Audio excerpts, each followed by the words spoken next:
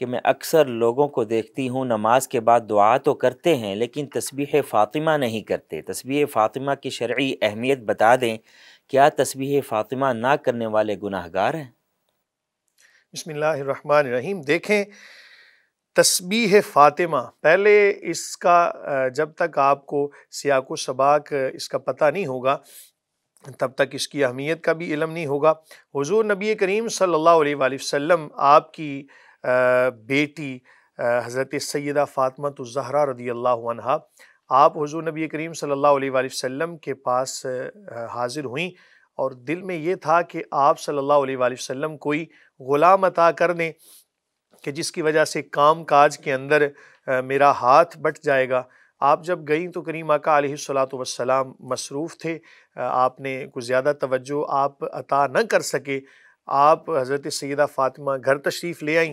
کچھ دیر کے بعد نبی کریم صلی اللہ علیہ وآلہ وسلم سے جب دوبارہ ملاقات ہوئی تو عرض کرنے لگیں، یا رسول اللہ صلی اللہ علیہ، ہاتھوں کو دکھایا، اپنے معاملات سارے بتائے، یا رسول اللہ صلی اللہ علیہ، کام کر کے تھک جاتی ہوں، تھکاوٹ ہو جاتی ہے، کچھ غلام عطا کر دیں۔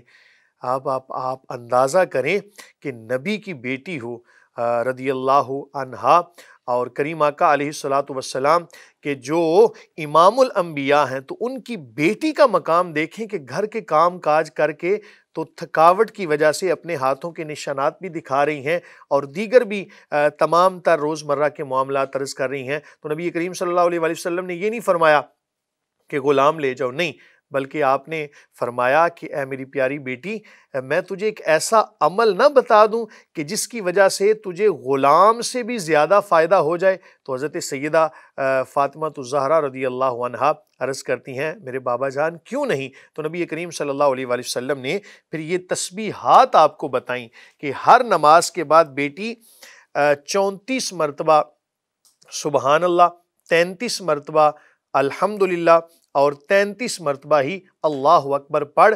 اس کی وجہ سے تیرے جسم کی جو تھکاوٹ ہے وہ دور ہونے کے ساتھ ساتھ تجھے اتنی برکات ملیں گی، اتنی برکات ملیں گی کہ اللہ کی رضا بھی حاصل ہو جائے گی۔ تو آپ نے جب یہ تسبیحات ان کو عطا فرمائیں، دیکھیں عطا ان کو فرما رہے ہیں اور آج اس سے فیض یاب امت ہو رہی ہے۔ اب اس کے اندر علماء لکھتے ہیں اس کی حکمت کہ دیکھیں انسانی جسم کے اندر 500 کے قریب جوڑ ہیں، اور ہر جوڑ کے اوپر صدقہ دینا، ہر جوڑ کے بدلے میں اللہ کا ذکر کرنا، یہ بھی لازم ہے۔ اور 5 نمازوں کے بعد جب ان تسبیحات کو پڑھا جائے گا تو آپ ان کو جمع کریں تو ہر نماز کے بعد 100 مرتبہ یہ تسبیحات پڑھی جاتی ہیں۔ 34، 33 اور 33 100 ہو گئے۔ ہر نماز کے بعد جب اس کو پڑھا جائے گا تو یہ 500 ہو جائیں گے۔ تو اللہ کا ذکر ہر جوڑ کے بدلے میں جب کرے گا تو یقیناً جسم کی تھکاوٹ بھی دور ہو جائے گی اور اللہ کی رضا بھی حاصل ہو جائے گی۔ تو اس لیے یہ حضرت سیدہ فاطمہ الزہرا رضی اللہ عنہا کی جانب اس کو منسوب کیا جاتا ہے کہ آپ کو نبی کریم صلی اللہ علیہ وآلہ وسلم نے عطا کی، اور آپ کی وجہ سے پوری امت اس سے فیض یاب ہو رہی ہے۔ یہ نماز کون سی ہے جس میں تسبیح فاطمہ پڑھی جاتی ہے؟ ہر نماز کے بعد آپ پڑھ سکتے ہیں، لیکن یاد رکھیں کہ جن نمازوں کے بعد، یعنی مثال کے طور پر فجر کی نماز کے بعد کوئی نوافل نہیں ہے، عصر کی نماز کے بعد نوافل نہیں ہے، تو ان نمازوں کے بعد امام صاحب سب کو وقت دیں اور انہی کے ساتھ ان کو پڑھ لیں، یہ زیادہ بہتر ہوگا۔